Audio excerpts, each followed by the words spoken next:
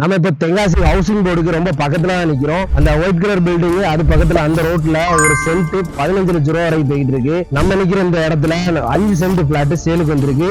இதுதான் முன் முகப்பு, 40 அடி இருக்கு. இது வந்து ரோடு. இந்த ரோடு இங்க இருந்து வந்து அப்படி இது வரைக்கும் வந்துடும். இது வரைக்கும் இது வந்து ரோடு எண்டு. இது நல்ல பெரிய ஒரு பிளாட். 5 சென்ட்ல நல்ல ஒரு பெரிய வீடு கட்டலாம்.